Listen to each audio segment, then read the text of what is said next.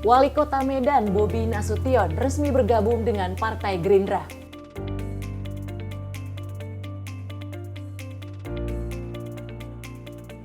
Partai Golkar berikan 2 surat tugas kepada Ridwan Kamil untuk Pilkada serentak 2024. Presiden terpilih Prabowo Subianto menyatakan komitmennya untuk melanjutkan pengelolaan air dunia.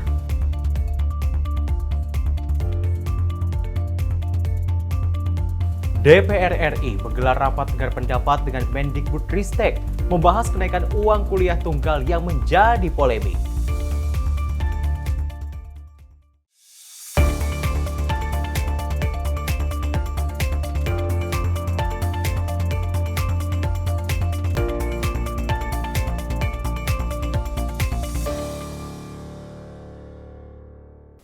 Halo, selamat malam. Senang sekali kami kembali hadir untuk mengisi ruang informasi Anda di Menyapa Malam Sinpo TV. Tadi ada beberapa isu yang menjadi sorotan, diantaranya Bobi Nasution yang kemudian resmi bergabung dengan Gerindra. Betul sekali, ini juga kemarin yang sempat panas karena hubungan Bobi Nasution dengan PDI Perjuangan yang kita ketahui bersama sampai akhirnya KTA dari Bobi Nasution ini dikembalikan ke PDI Perjuangan. Dan setelah itu kalau misalnya kemarin kita melihat kontestasi Pilpres, Tiara dan juga pemirsa, Bobi memang ini sering mengunggah, bahkan ini dikatakan dalam tanda petik ini goyang gemoy seperti itu untuk mendukung Prabowo Subianto dan juga Gibran Rakabuming Raka. Sorotan kita lainnya yakni Mendikbudristek yang akhirnya dipanggil oleh DPR RI untuk mendengar bagaimana sebenarnya untuk menjelaskan kenapa uang kuliah tunggal ini naik seperti itu ya, yang ini cukup drastis. Ya. Dan isu lainnya terkait dengan Forum Air Sedunia yang masih berlangsung di Bali. Ini tentunya terdapat pertemuan bilateral antara Presiden dengan sejumlah pimpinan negara. Dan informasi menarik lainnya akan kami hadirkan di Menyapa Malam Sinpo TV bersama saya Tiara Dianti. Dan saya Syem Hakung, kita jelang inilah Menyapa Malam selengkapnya untuk Anda.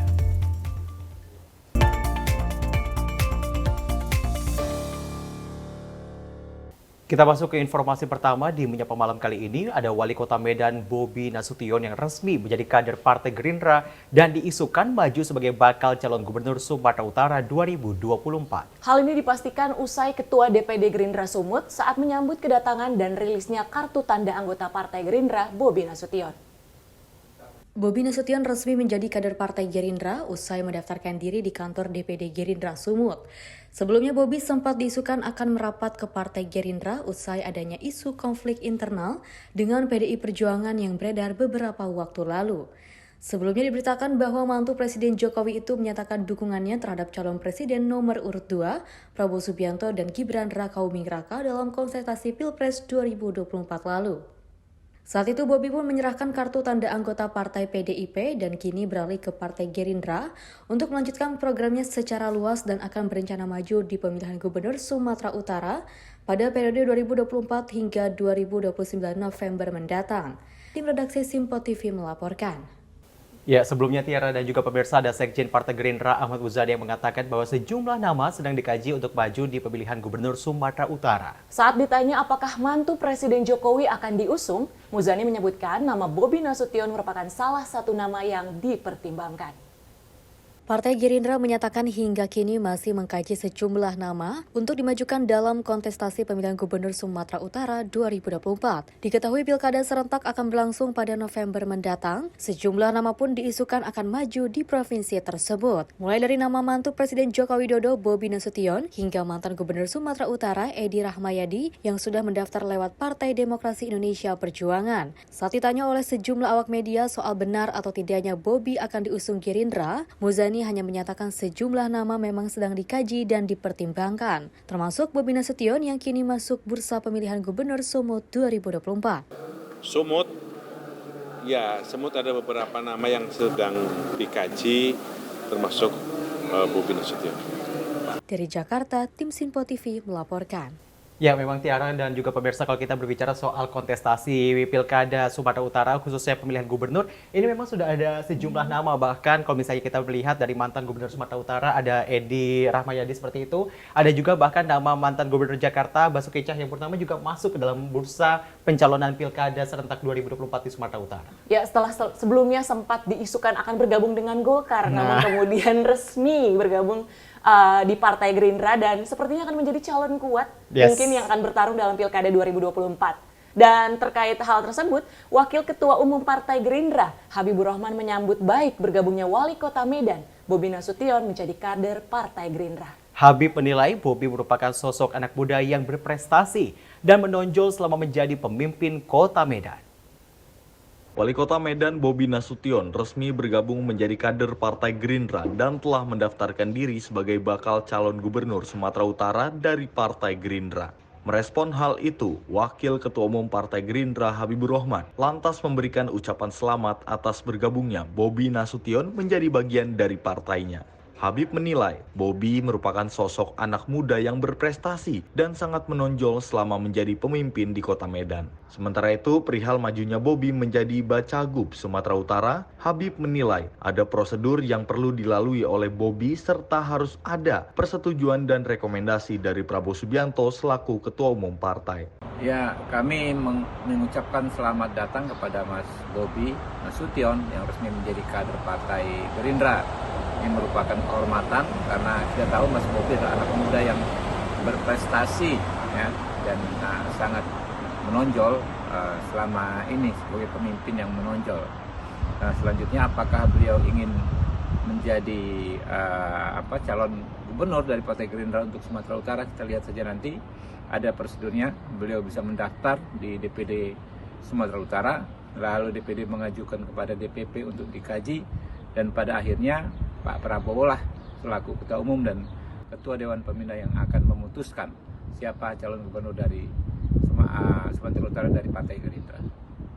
Dari Jakarta, Sri Dewi Davareskiano, Sinpo TV melaporkan.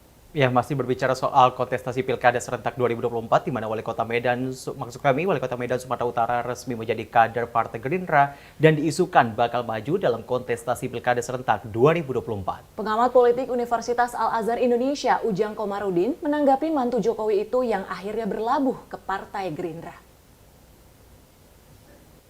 Soal Bobi masuk Gerindra, dan kelihatannya Gerindra akan mengusung ya Bobi Nasution sebagai calon gubernur dari Sumatera Utara, artinya akan menjadi calon orang nomor 1 di Sumatera Utara. Dan saya sih melihatnya strategi yang bagus dari Bobi ketika dia dipecat oleh PDIP masuk partai pemerintah.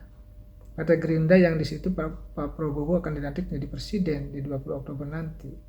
Dan dalam konteks itu kelihatannya nanti juga partai-partai koalisi Indonesia Maju yang lain akan mendukung Bobi. Golkar nanti kelihatannya akan mendukung Bobi, dan partai-partai lain juga akan mengikuti ya di Kim itu mendukung Bobi. Nah kalau sudah seperti itu maka ya saya melihat Bobi nanti akan kuat dan bisa jadi nanti itu akan head to head dengan Edi Rahmayadi sang incumbent gitu, yang bisa jadi nanti akan didukung oleh PDIP dan koalisinya. Dan ini menarik ya, ketika Bobi masuk Gerindra nanti akan mendapatkan tiket dari Gerindra dan Partai Koalisi Indonesia Maju yang melawan incumbent, tentu ini menjadi sebuah pertarungan yang keras, pertarungan jilid 2 antara katakanlah ya di pemilu nasional, di Pileg atau di Pilpres, di mana Gerindra dengan Partai Koalisi Indonesia Maju ya kelihatannya akan melawan PDIP yang akan kelihatannya bisa saja mengusung Edi Rahmayadi tersebut.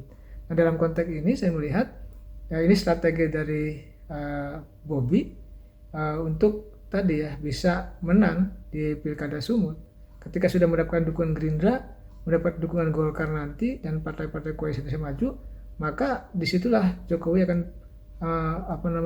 punya peran untuk bisa memenangkan Bobi. Nanti mungkin Prabowo juga punya atensi bersama Pak Jokowi untuk membantu pemenangan Bobi. Nah, dalam konteks itu akan menjadi kuat seperti itu. Dan ini strategi dari Bobi masuk Gerindra ya untuk bisa unggul, untuk bisa menang melawan Edi Rahmayadi, karena konteksnya tadi Gerindra adalah partai Prabowo yang Prabowo-nya presiden. Di situ tentu punya kekuatan sendiri, dan dalam konteks itu pula ya maka dukungan partai lain itu akan menunggu waktu. Seperti saya katakan tadi, Kim itu akan mendukung Bobi.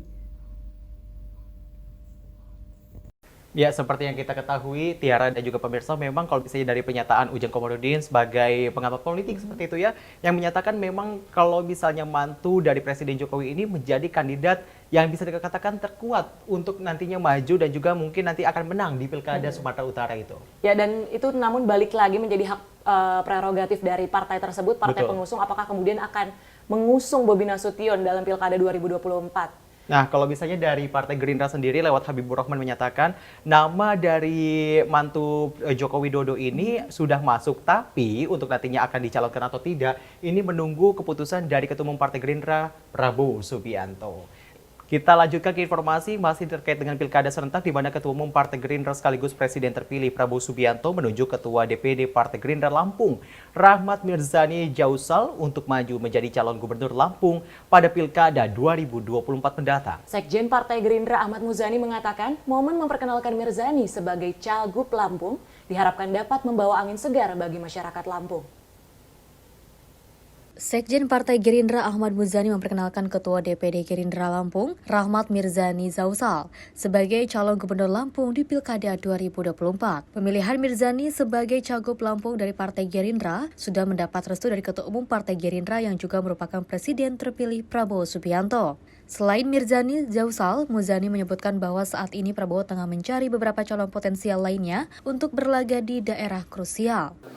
Ya, Pak Prabowo sedang membidik berbagai macam tokoh pemimpin masa depan yang bisa berpotensi untuk menjadi calon pilkada, baik di Pulau Jawa ataupun di luar Pulau Jawa. Kemarin kami perkenalkan calon Gubernur Lampung, Saudara Rahmat Mirzani Jausal, Ketua Partai Gerindra Lampung menjadi calon Gubernur Lampung. Dari Jakarta, Jihan Nabila Azizul Hakim, Sinpo TV melaporkan. Ya, dari Lampung kita menuju ke Surabaya di mana jelang Pilkada Partai Gerindra telah mempersiapkan kadernya untuk maju dalam pemilihan Wali Kota Surabaya 2024. Ketua Harian DPP Partai Gerindra Dasko mengungkapkan partainya menyiapkan musisi Ahmad Dhani sebagai bakal calon Wali Kota Surabaya. Pernyataan tersebut diungkapkan Dasko kepada wartawan di Gedung Nusantara II, Kompleks Parlemen, Senayan, Jakarta. Dalam pernyataan itu, Dasko membenarkan kabar majunya Ahmad Dhani sebagai bakal calon wali kota di Pilkada Surabaya 2024. Sementara itu, untuk Pilkada Jawa Timur, Dasko mengatakan bahwa Gerindra telah menyiapkan surat dukungan kepada pasangan Hovifah Indar Parawansa dan Emil Dardak. Pada saat ini DPP Partai Gerindra sedang mempersiapkan surat rekomendasi kepada Bu Hovifah dan Mas Emil Dardak yang pada waktunya nanti kita akan serahkan. Dan juga untuk Pilkada Surabaya, Partai Gerindra sedang mempersiapkan Ahmad Dhani untuk maju sebagai wali kota. Demikian. Dari Jakarta, Sri Dewi Dava Rizkiano, Sinpo TV melaporkan. Ya, seperti yang kita ketahui bersama, padahal Ahmad Dhani ini sudah terpilih untuk DPR RI ya, tapi nyatanya katanya akan diusung kembali untuk Pilwalkot di Surabaya, Jawa Timur. Kita nantikan bersama. Tapi kalau dari Mendagri, KPU juga kemarin menyatakan siapapun yang terpilih di DPR RI ataupun sebagai caleg ini harus mundur kalau mau maju di Pilkada serentak 2024 nantinya. Ya, tentunya partai pengusung ini juga mempertimbangkan sejumlah aspek ya terkait dengan pencalonan sejumlah nama. Dan ini semakin menarik untuk kita bahas. Kita akan kembali usai jeda. Tetap di Menyapa Malam, Sinpo TV.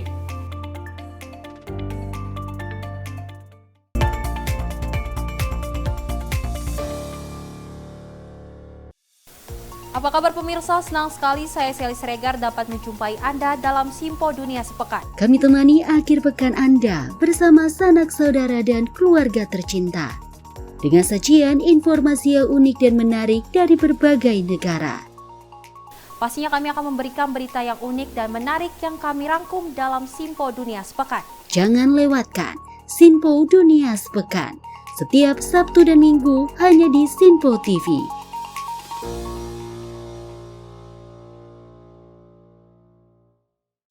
Halo, salam jumpa pemirsa. Kami kembali hadir dengan rangkaian informasi yang dihimpun dari berbagai penjuru dunia. Kami hadirkan rangkuman informasi terkini dari seluruh penjuru dunia hanya untuk Anda. Informasi paling penting dan sajian berita menarik kami sajikan hanya di Sinpo Dunia. Bersama saya Dewi Manik, inilah Sinpo Dunia selengkapnya untuk Anda. Jangan lewatkan Sinpo Dunia setiap Senin hingga Jumat di Sinpo TV.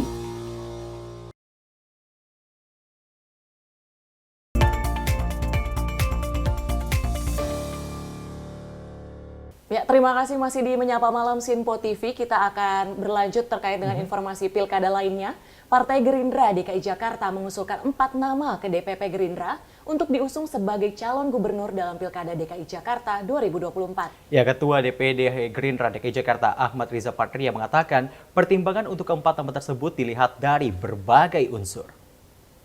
Ketua DPD Gerindra DKI Jakarta Ahmad Riza Patria mengatakan dirinya diminta mengusulkan sejumlah nama untuk calon gubernur daerah khusus Jakarta. 4 nama itu termasuk dirinya, Sekretaris DPD Gerindra Jakarta Rani Maulani, serta 2 keponakan Prabowo Subianto yakni Rahayu Saraswati dan Budi Jiwandono. Riza menyampaikan DPD Gerindra tetap mengikuti dan patuh terhadap apapun keputusan pimpinan partai. Sekaligus menegaskan siapapun yang nantinya diusung akan sepenuhnya diperjuangkan untuk menang di Pilgub daerah khusus Jakarta. Namun demikian, pihak DPD Gerindra Jakarta tidak menutup kemungkinan bagi siapa saja kader untuk mengusulkan nama. Sebetulnya kami tidak ingin mengusulkan, kami serahkan kepada pimpinan partai, namun karena diminta untuk tetap mengusulkan, kami mengusulkan 4 nama ya. Ada Mbak Sarah, Rahayu Saraswati, ada Mas Budi Jiwandono, ada Wakil DPRD Mbak Rani Maulani, dan saya sendiri Ketua DPD Ahmad Riza Patria. Jadi kami usulkan 4. Dan mungkin akan berkembang. Dan banyak lagi kader-kader Partai Gerindra yang siap menjadi pimpinan, ya, gubernur, wakil gubernur, bupati, wakil bupati, wali kota, dan wakil wali kota, termasuk di DKI Jakarta. Siap kader-kader menjadi gubernur maupun wakil gubernur. Dari Jakarta, Tim Liputan Sinpo TV melaporkan. Ya, memang kalau kita ketahui bersama Tiara dan juga pemirsa, ini ada 2 nama dari keponakan Prabowo Subianto yang katanya akan maju lewat Partai Gerindra, yakni ada Budi Jiwandono dan juga ada Rahayu Saraswati. Seperti itu. DKI 1 memang masih menjadi kursi panas. Apakah kemudian yang isi adalah petahana atau calon ataupun nama-nama baru yang muncul? Dan informasi selanjutnya masih terkait dengan pilkada. Partai Golkar berikan 2 surat tugas kepada Ridwan Kamil untuk bertarung di Pilgub 2024 pada gelaran Pilkada Serentak 2024. Partai Golkar menawarkan Provinsi Jawa Barat dan daerah khusus Jakarta kepada Ridwan Kamil untuk melenggang di Pilkada nanti. Mantan Gubernur Jawa Barat Ridwan Kamil saat ini telah memegang 2 mandat penugasan oleh Partai Golkar. Isinya adalah ikut bertarung di Pilgub daerah khusus Jakarta atau di Jawa Barat. Namun hingga saat ini, Partai Golkar belum memastikan apakah DKJ atau Jabar yang berpeluang bagi Ridwan Kamil nantinya. Melihat rekam jejak program Ridwan Kamil saat menjabat sebagai Gubernur Jawa Barat, apakah RK akan bertugas di Jawa Barat untuk menyelesaikan dan membangun program yang belum terselesaikan bagi warga Jawa Barat atau maju di Pilkada DKJ untuk pertama kalinya? Tim Sinpo TV melaporkan. Informasi lainnya terkait dengan kontestasi perpolitikan yang kian seru jelang Pilkada Serentak yang akan berlangsung pada November mendatang. Ya, ada Partai Amanat Nasional yang sudah menyiapkan sejumlah nama yang sudah tak asing di masyarakat. Mulai dari Wali Kota Bogor, Bima Arya, mantan Gubernur Jawa Barat Ridwan Kamil, hingga penyanyi lagu Tenda Biru, Desi Ratnasari. Usai menghadiri Rakornas, Zulkifli Hasan menyebut sudah mengantongi 3 nama yang akan diusung dalam gelaran pemilihan Gubernur Jakarta 2024. Mantan Gubernur Jawa Barat Ridwan Kamil kian santer dilontarkan untuk maju sebagai calon orang nomor 1 di daerah khusus Jakarta. Selain Kang Emil, nama mantan vokalis band Ungu yakni Sigit Purnomo alias Pasha Ungu juga jadi kandidat yang ditawarkan oleh Partai Amanat Nasional. Tidak hanya itu, nama Putri Zulkifli Hasan juga naik ke permukaan yang ditawarkan untuk menjadi calon gubernur pada kontestasi perpolitikan di Jakarta. Nah, kalau untuk Jakarta sendiri ini kan juga kemarin Pak Zulhas juga mengatakan dalam usai Rakornas seperti itu ada nama Ridwan Kamil, ada Eko Patrio, ada Pasha Ungu, ada Zita Anjani, putrinya beliau juga. Ini yang paling akan diusung, dia akan dijadikan nomor 1 ataupun pilihan utamanya siapa tuh, Bang? Belum. Untuk saat ini memang kita baru, kalau Jakarta ya, khusus Jakarta itu belum mengerucut ke siapa. Tapi kita baru mendorong karena nama-nama yang kamu sebutkan tadi itu cukup populer di kita. Artinya misalnya gini, dari internal ya. Kalau dari eksternal belum. Dari internal misalnya ada Eko Patrio. Eko Patrio rasanya kalau soal popularitas kita berani tanding lah sama siapapun ya. Terus di posisi kedua ada Pasha misalnya, yang sekarang dia juga terpilih menjadi anggota DPR. Rasanya juga kita nggak usah memperkenalkan dia lagi. Nah, kemudian Zita juga menurut saya dia memang kader, tulen, kemudian dia perempuan juga, dia petarung. Nah, kemudian wakil ketua DPRD dan sekarang dia diterima lagi, dia masuk lagi artinya itu kan menunjukkan bahwa potensi kader kita cukup berlimpah untuk kita dorong itu. Nah, tetapi sejauh ini memang belum mengerucut ke satu nama siapanya, itu belum, karena belum tahapnya sebetulnya. Lantas, siapakah yang nantinya jadi diusung dan akan bergabung dengan Partai Amanat Nasional pada Pilkada Jakarta? Tim redaksi Sinpo TV melaporkan. Ya, masih berbicara soal Pilkada Serentak 2024 pemirsa, di mana pemilihan kepala daerah ataupun Pilkada Serentak tinggal beberapa bulan lagi. Sejumlah nama disebutkan masuk dalam bursa Pilgub Jakarta 2024. Pekerjaan rumah yang belum selesai dari pemimpin sebelumnya membuat warga Jakarta buka suara, menyampaikan harapannya pada gubernur mendatang. Pemilihan kepala daerah serentak akan diselenggarakan pada November 2024 ini, termasuk bagi warga DKI Jakarta. Beberapa warga yang ditemui oleh tim liputan Sinpo TV menyampaikan harapan terkait sejumlah persoalan yang dinilai perlu diselesaikan oleh pemimpin selanjutnya. Calon pemimpin paling untuk yang lebih baik sih, ibaratnya kayak buat transportasi umum, ya kan? Ibaratnya kan semua tempat kerja itu kan belum terjamah ya, ada beberapa, cuman sekarang udah agak bagus sih.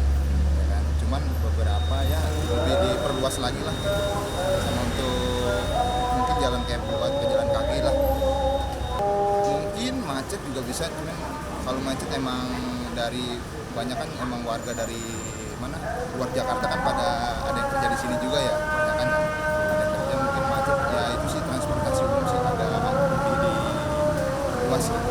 Jakarta ini sih ya biar lebih rapi aja tuh sekarang kan, buat khususnya nih buat lalu lintas lah kalau saya sih, karena kan saya pengguna kendaraan juga gitu kan tuh, kalau bisa nih apalagi buat ojol-ojol terus untuk dirapikan tuh, buat ditertipin kayak di depan stasiun tuh kan bikin macet jadinya gitu, biar dipinggirin kasih tempat sendiri jadi dia rapi kita buat jalan biar nggak macet.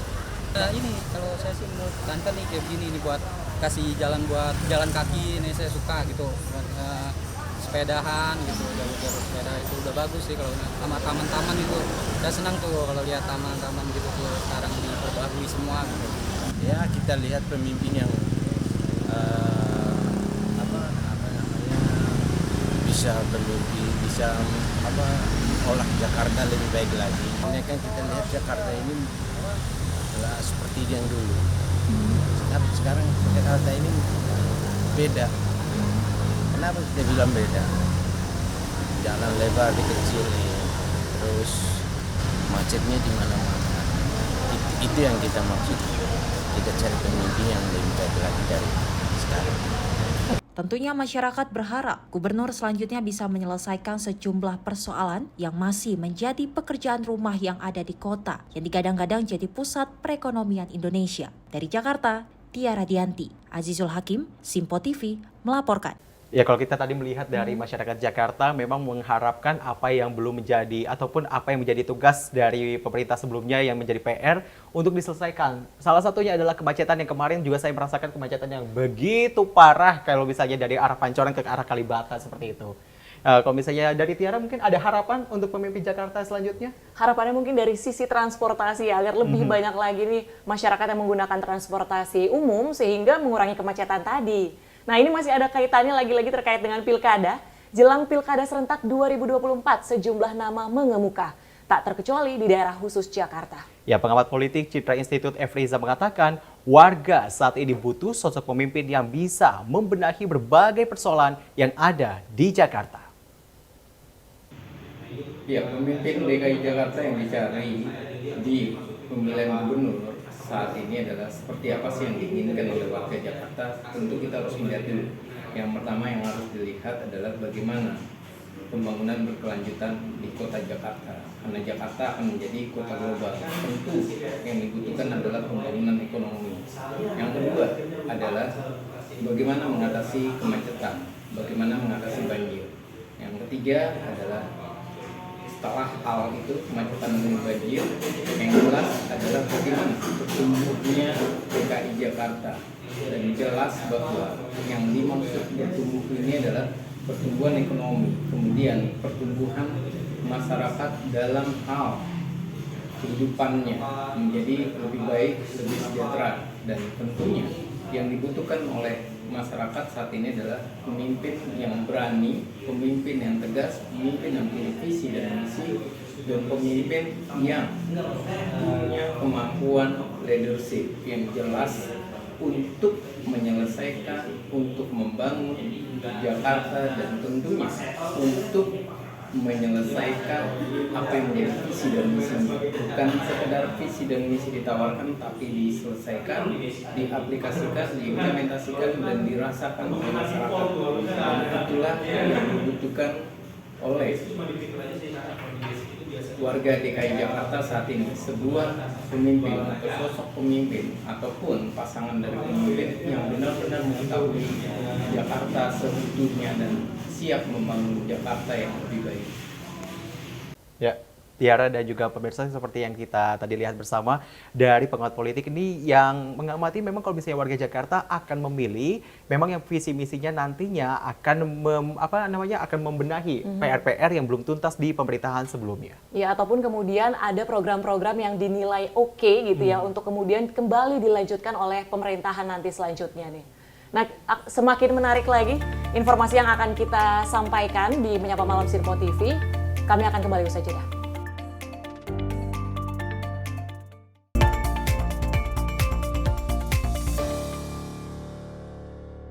Halo, salam jumpa pemirsa. Kami kembali hadir dengan rangkaian informasi yang dihimpun dari berbagai penjuru dunia. Kami hadirkan rangkuman informasi terkini dari seluruh penjuru dunia hanya untuk Anda.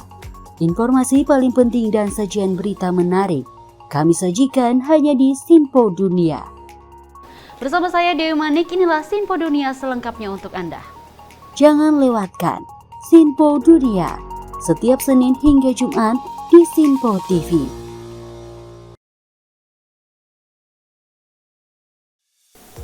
Salam jumpa pemirsa, Anda menyaksikan Sinpo Sepekan bersama saya Syam Hakung. Beragam informasi selama sepekan kami sajikan untuk Anda. Rangkuman berita yang menjadi sorotan media massa siap menemani akhir pekan Anda bersama keluarga tercinta. Bersama saya Syam Hakung, kita jelang informasi selengkapnya untuk Anda. Kami hadirkan Sinpo Sepekan setiap minggu pukul 6 pagi hanya di Sinpo TV. Halo pemirsa, apa kabar? Sinpo Dunia sepekan hadir memberikan update terkini peristiwa unik dan menarik. Kami temani akhir pekan Anda bersama sanak saudara dan keluarga tercinta. Dengan sajian informasi yang unik dan menarik dari berbagai negara. Bersama saya Dewi Manik, inilah Sinpo Dunia sepekan selengkapnya. Jangan lewatkan Sinpo Dunia sepekan setiap Sabtu dan Minggu hanya di Sinpo TV.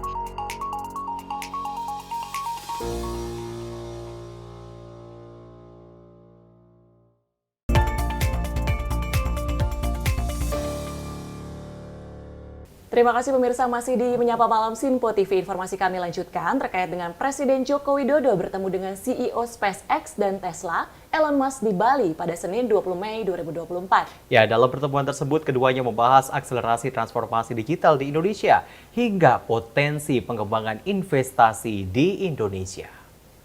Di sela-sela konferensi tingkat tinggi WWF yang ke-10 di Bali, Presiden Joko Widodo bertemu dengan CEO SpaceX dan Tesla, Elon Musk, pada Senin 20 Mei 2024. Presiden Jokowi mengapresiasi kesediaan Elon Musk untuk menjadi pembicara di forum WWF. Dalam pertemuan keduanya, membahas terkait akselerasi transformasi digital di Indonesia hingga potensi pengembangan investasi di Indonesia. Terkait dengan kerjasama Starlink, Presiden Jokowi berharap Starlink bisa bersinergi dengan penyedia internet di Indonesia untuk menyediakan internet yang terjangkau, mengutamakan perlindungan konsumen, memberikan harga yang lebih murah untuk pengguna layanan publik. I therefore appreciate and will continue to push for developing of SpaceX, Tesla, Neuralink, and Boring company investment in Indonesia.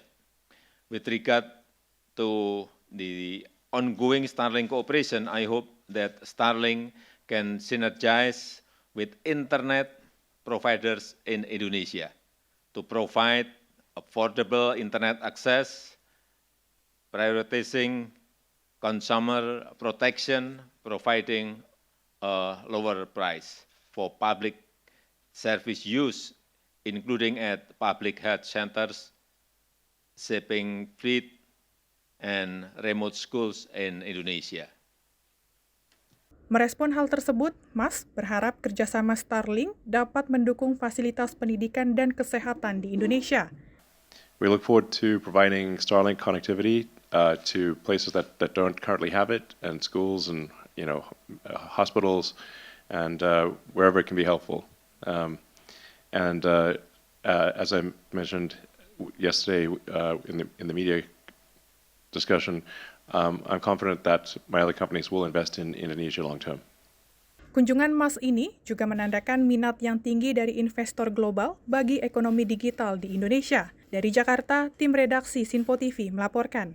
Ya, seperti yang kita lihat bersama kemarin dari Elon Musk juga ini setelah meresmikan ataupun memasang Starlink seperti itu ya di salah satu puskesmas ini untuk memberikan pelayanan yang digital untuk masyarakat Indonesia khususnya di Bali seperti itu, Tia. Ya, tentunya dengan peresmian Starlink ini diharapkan internet ini bisa menjangkau terutama untuk daerah terpencil sehingga bisa dirasakan oleh semua masyarakat. Dan masih terkait dengan Forum Air Sedunia, Presiden Joko Widodo mengadakan pertemuan bilateral dengan Presiden Bank Pembangunan Asia atau ADB Masatsu Asakawa di sela-sela perhelatan WWF ke-10 di Bali. Pertemuan keduanya membahas kemitraan dan transisi energi. Presiden Joko Widodo mengapresiasi kemitraan yang telah berjalan 57 tahun antara Indonesia dengan Bank Pembangunan Asia atau ADB, terutama dalam mengatasi berbagai krisis dan pemulihan ekonomi pasca pandemi COVID-19. Hal ini disampaikan Jokowi saat bertemu dengan Presiden ADB Masatsugu Asakawa di sela-sela WWF ke-10 di Bali. Dalam kesempatan itu, Presiden juga menegaskan bahwa Indonesia tetap berkomitmen untuk mencapai target penurunan emisi. Presiden Asakawa, I would like to raise two issues. First, on Indonesia's energy transition. Indonesia remain committed to achieve emission reduction targets and to carry out energy transition process, which also need support from partner countries and international institutions. I appreciate ADB's support in Indonesia's energy transition projects. Lebih lanjut, Presiden Jokowi juga mengajak anggota ADB lainnya untuk berinvestasi dalam proyek pembangunan ibu kota baru Nusantara. Sementara itu, Presiden ADB merespon positif terkait usulan dan harapan Indonesia yang disampaikan oleh Presiden Joko Widodo. We highly appreciate the excellent efforts and contribution of the Republic of Indonesia in the 10th World Water Forum and in addressing the water needs in the Asia and the Pacific region. Given the importance and our strong relationship with Indonesia, ADB is honored, very honored, to co-host the Bandung Split Water Summit together with the Republic of Indonesia. Presiden Jokowi berharap kerjasama yang sudah terjalin lama ini bisa terus berjalan dan ditingkatkan. Dari Jakarta, tim redaksi Sinpo TV melaporkan. Masih terkait dengan informasi yang sama dari Presiden dan Wakil Presiden terpilih Prabowo Subianto dan Gibran Rakabuming Raka yang akan melanjutkan komitmen pemerintah Indonesia terhadap pengelolaan air dunia. Hal tersebut disampaikan oleh Presiden Joko Widodo di hadapan para delegasi negara World Water Forum ke-10 di Bali. Presiden Joko Widodo resmi membuka konferensi tingkat tinggi atau KTT World Water Forum ke-10 di Bali International Convention Center, Kabupaten Badung, Provinsi Bali pada 20 Mei 2024. Dalam kesempatan yang sama, Presiden Jokowi mengumumkan kehadiran dan dukungan untuk Presiden terpilih Prabowo Subianto yang akan melanjutkan upaya Indonesia dalam komitmen global untuk pengelolaan air. Kehadiran Prabowo di forum ini menandai transisi kepemimpinan yang diharapkan akan mempertahankan momentum Indonesia dalam agenda pengelolaan air global. On this good occasion, allow me to introduce the President-elect of Indonesia, Mr. Prabowo Subianto.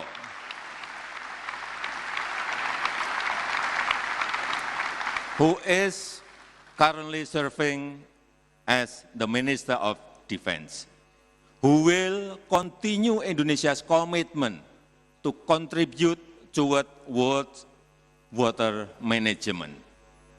Terima kasih Pak Prabowo.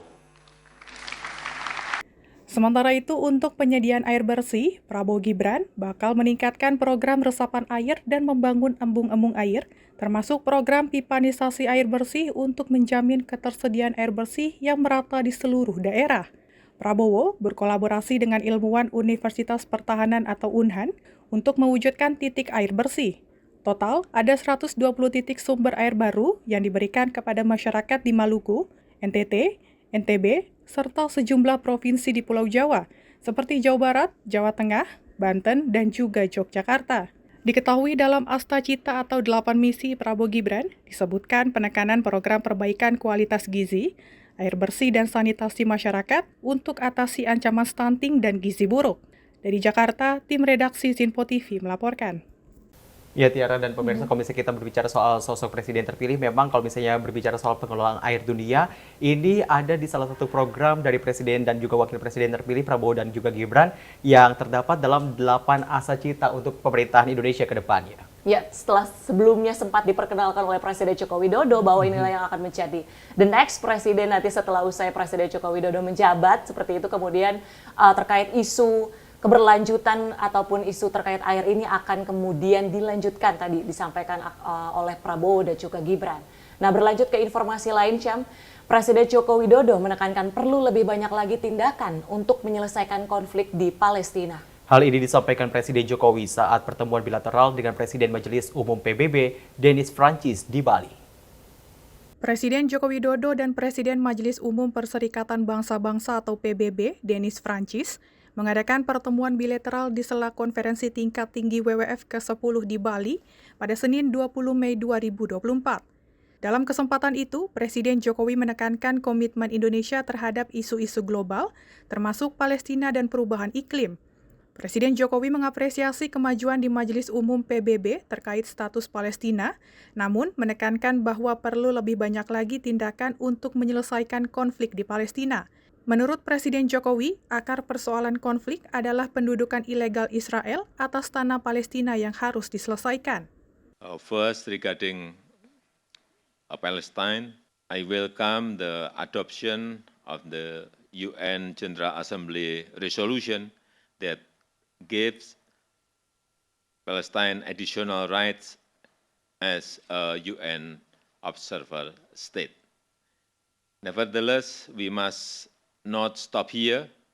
Root of the conflict must be resolved, namely Israel illegal occupation over Palestinian land. For that, the process at the UN General Assembly must reflect efforts to achieve a two-state solution. Merespon hal ini, Presiden Majelis Umum PBB mengaku situasi Palestina terus menjadi perhatian PBB. Insofar as the UN is concerned, we have, as you know, made a very strong recommendation to the Security Council to rethink and reconsider its decision on Palestine. Dalam pertemuan itu, turut mendampingi Presiden Jokowi, yaitu Menteri Luar Negeri Retno Marsudi, Menteri Sekretaris Negara Pratikno, dan Menteri Investasi Kepala Badan Penanaman Modal Bahlil Lahadalia. Dari Jakarta, tim redaksi Sinpo TV melaporkan. Menteri Luar Negeri Retno Marsudi meyakini ada upaya teratur atau sistematis yang menghambat bantuan kemanusiaan bagi warga Palestina yang berada di jalur Gaza. Retno mengutuk keras adanya blokade bantuan untuk warga Gaza serta meminta para pelaku ditindak agar kejadian serupa tidak terjadi kembali. Menteri Luar Negeri Retno Marsudi meyakini ada upaya yang cukup sistematis untuk menghambat berbagai bantuan kemanusiaan yang akan dikirimkan untuk masyarakat Palestina yang berada di Gaza. Hal tersebut disampaikan Menlu Retno saat merespon adanya pengerusakan bantuan kemanusiaan ke Gaza pada Senin 13 Mei 2024. Dan Indonesia mengutuk keras tindakan yang sedianya selalu menghambat bantuan kemanusiaan tersebut, mengingat bantuan ini sangat dibutuhkan oleh masyarakat di Gaza.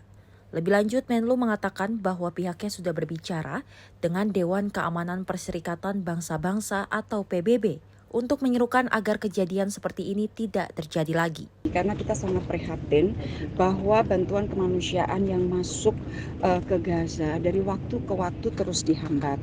Dan yang terakhir itu dirayah ya, dan di depan aparat dari Israel. Jadi pembiaran ini terus dilakukan dan saya yakin bahwa ini adalah upaya yang tersistematis, upaya untuk terus menghambat bantuan kemanusiaan ke Gaza. Dan Indonesia sudah mengeluarkan statement dan kita mengutuk dengan keras hal-hal yang terjadi seperti itu, dalam artian selalu menghambat bantuan kemanusiaan, karena bantuan kemanusiaan ini sangat-sangat diperlukan oleh masyarakat Gaza saat ini. Dan kita juga di dalam call kita mengatakan seharusnya para pelaku itu ditindak dan ada upaya untuk mencegah hal tersebut terjadi lagi. Kita juga melakukan call kepada Dewan Keamanan PBB agar hal serupa tidak terjadi dan bantuan kemanusiaan mendapatkan prioritas dan dilakukan atau dapat disalurkan tanpa hambatan. Dari Jakarta, tim redaksi Simpo TV melaporkan. Ya, memang ini harus dikutuk keras dan juga kita sangat menyayangkan apa yang menjadi persoalan di Gaza, membutuhkan bantuan seperti itu, pada saat mendapatkan bantuan ini malah dirusak seperti itu, bahkan diinjak-injak oleh bagian dari Israel seperti itu. Ya, dan di sela pertemuan di Forum Air Sedunia, Presiden Joko Widodo juga bertemu dengan perwakilan dari Majelis Umum PBB yang tentunya di satu sisi memang mengapresiasi tindakan terkait dengan status Palestina, namun rasanya diperlukan kembali tindakan yang lebih tegas terkait dengan kondisi di Palestina. Betul. Dan informasi tadi akan kami lanjutkan usai jeda, tetap di Menyapa Malam, Simpo TV.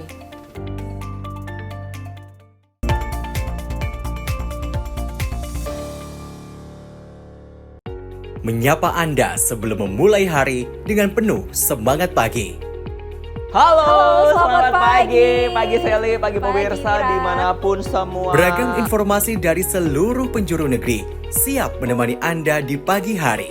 Kami hadirkan beragam informasi terkini yang terjadi dari dalam dan luar negeri, tentunya dengan nuansa masa kini. Wow, Sally, bener kan? Aku bilang tadi bahwa kekalahan adalah kemenangan yang tertunda. Oke, tetap tebarkan semangat dan juga terbitkan keceriaan. Sebarkan cerita terbaik Anda untuk orang di samping Anda. Saya Wira Ananta. Dan saya Festi Rahmadi. Kami pamit undur diri. Selamat pagi. Dan sampai jumpa. Sampai jumpa. Pastikan Anda bersemangat di pagi hari bersama kami dalam program Menyapa Pagi. Senin hingga Jumat pukul 6 pagi hanya di Simpo TV.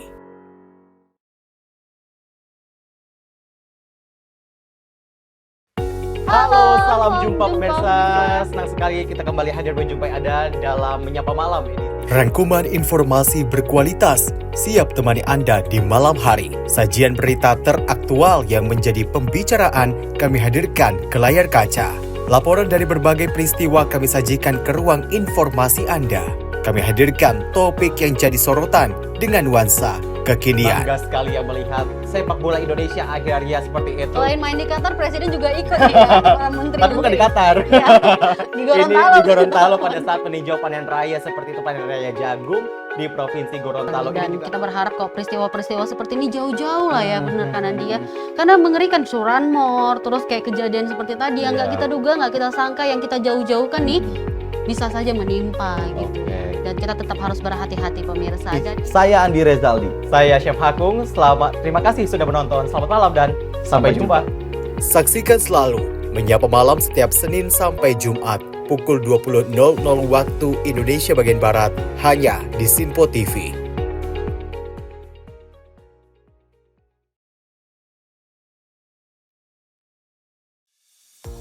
Halo pemirsa, Simpo Dunia Sepekan kembali hadir menemani Anda dengan berbagai informasi dari penjuru dunia yang telah kami rangkum dalam sepekan. Kami temani akhir pekan Anda bersama sanak saudara dan keluarga tercinta. Dengan sajian informasi yang unik dan menarik dari berbagai negara. Bersama saya Festi Rahmadi, ini dia informasinya untuk Anda. Jangan lewatkan Simpo Dunia Sepekan setiap Sabtu dan Minggu hanya di Simpo TV.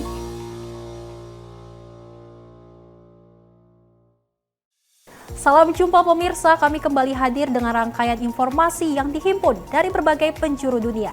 Kami hadirkan rangkuman informasi terkini dari seluruh penjuru dunia hanya untuk Anda. Informasi paling penting dan sajian berita menarik kami sajikan hanya di Simpo Dunia. Bersama saya Sally Siregar, inilah Simpo Dunia selengkapnya. Jangan lewatkan Sinpo Dunia setiap Senin hingga Jumat di Sinpo TV.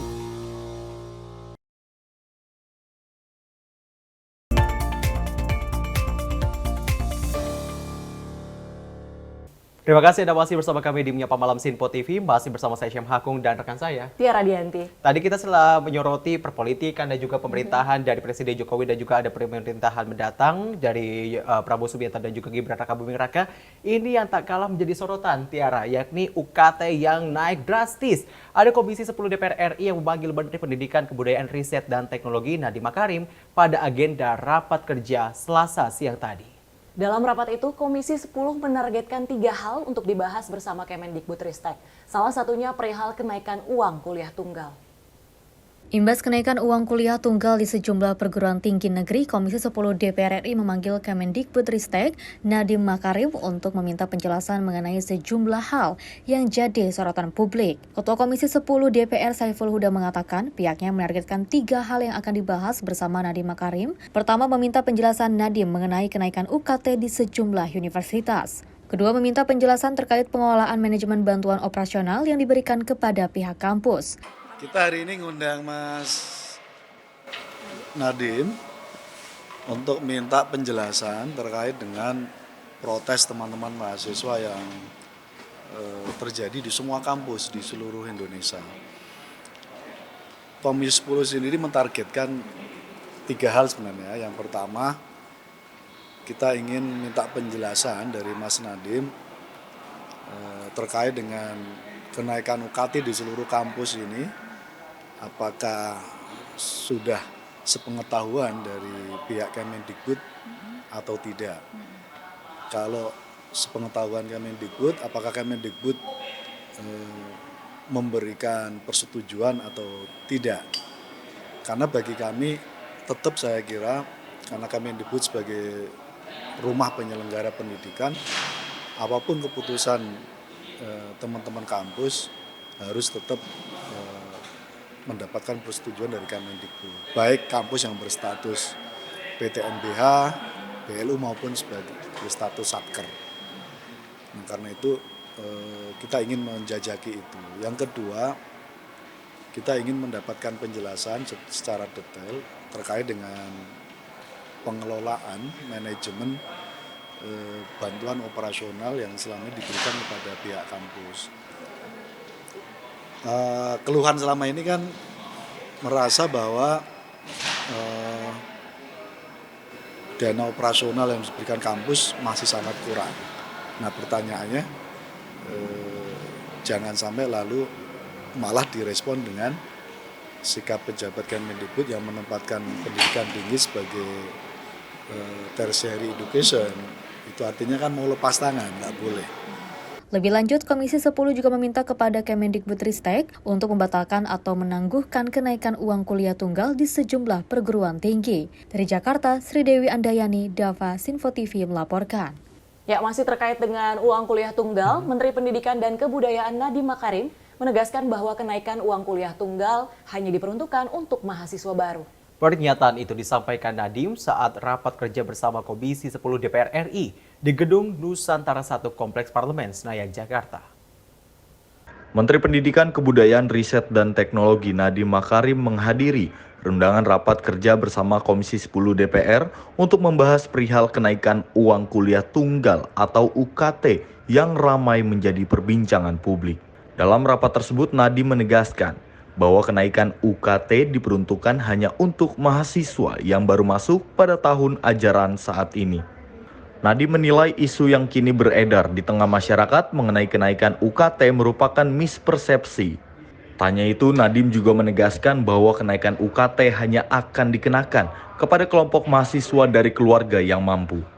Karena itu kami sangat setuju dan karena itu kami akan turun ke lapangan, kami akan mengevaluasi kembali kenaikan-kenaikan, pertama kenaikan-kenaikan yang tidak wajar, itu yang akan pertama kami evaluasi.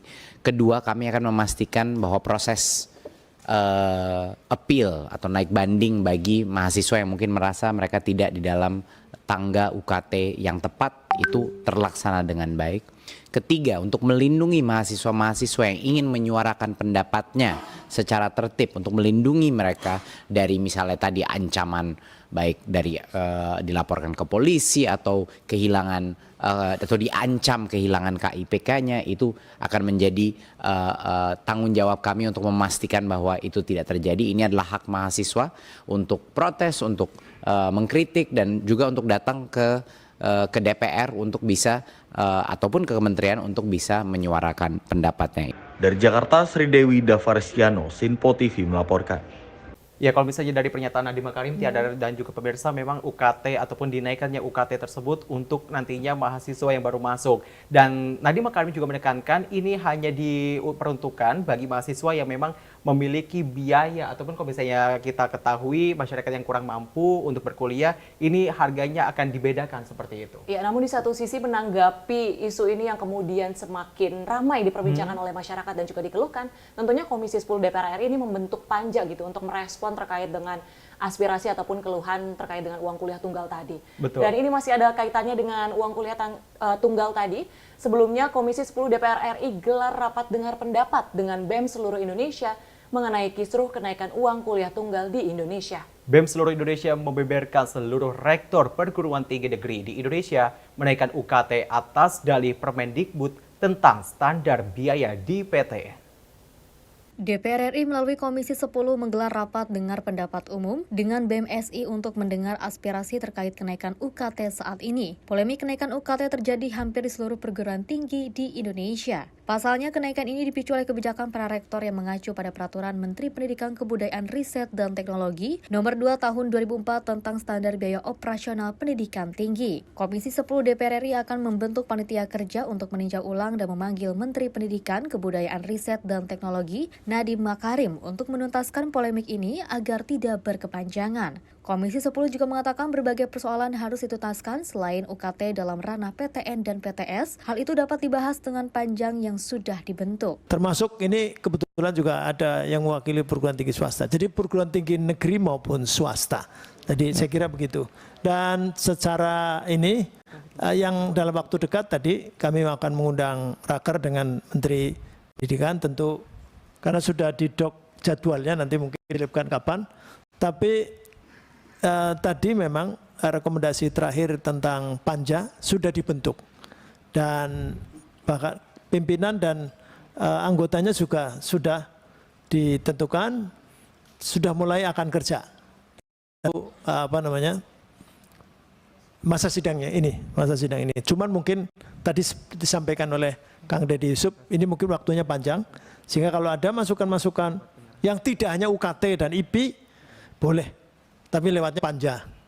Saya kira begitu. Regulasi ini ditetapkan usai para mahasiswa diterima kampus PTN. Pihak BEM menuntut kebijakan tersebut karena memberatkan mahasiswa lantaran mereka berasal dari berbagai latar sosial yang berbeda. Dari Jakarta, tim redaksi Sinpo TV melaporkan. Ya, penerapan perguruan tinggi negeri berbadan hukum atau PTNBH dinilai menjadi pemicu kenaikan uang kuliah tunggal atau UKT. Saat ini sudah banyak perguruan tinggi negeri yang telah berstatus PTNBH, namun sejumlah mahasiswa negeri mengeluh akibat kenaikan UKT. Kalau menurut aku ya terkait penetapan golongan UKT untuk setiap mahasiswa itu boleh diselidiki lebih lanjut lah, jangan asal si anak A langsung ditetapin golongan sekian, si anak B langsung ditetapin golongan sekian. Kayak balik lagi tadi kita lihat dari background orang tuanya gimana, terus kondisi ekonominya bagaimana, kan sebagai orang tua juga mau kan maksudnya mendapat kayak pendidikan yang biayanya tuh agak normal gitu, yang bisa mereka maksudnya capai gitu loh, sesuai sama ekonomi yang orang tua punya gitu. Solusinya mungkin berupa keringanan untuk mahasiswa itu sih intinya. Apalagi dengan yang fasilitas yang katanya kurang worth it untuk UKT segitu kan, kayak ya udah intinya boleh dipertimbangkan lagi lah untuk pemerintah gitu. Ini kan untuk pendidikan, untuk menuju Indonesia Emas gitu. Oh iya, jujur emang lumayan dengar isunya dan emang benar-benar nyata sih, jujur ngelihat dari beberapa kampus kan, kebetulan saya juga research tentang biaya-biaya di kampus-kampus yang ada kan, terutama di PTN itu memang benar-benar meningkat banget dari tahun-tahun lalu juga.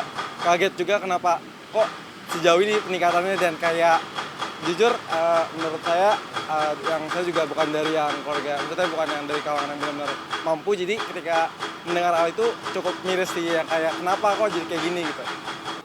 Ya menurut saya kalau dibilang untuk menaikkan kualitas kan emang benar sih, emang kualitasnya masih lebih baik, tapi menurut saya caranya nggak seperti ini, karena justru kalau misalnya caranya kayak gini berarti ada kemungkinan nanti yang yang berhak untuk kuliah atau yang bisa kuliah itu makin dikit gitu, kayak makin susah ke depannya, walaupun mungkin ada beasiswa atau beasiswa lain, cuman kan kita nggak bisa pungkirin kalau beasiswa itu tuh nggak bisa nge-backup semuanya, karena makanya diperlukan juga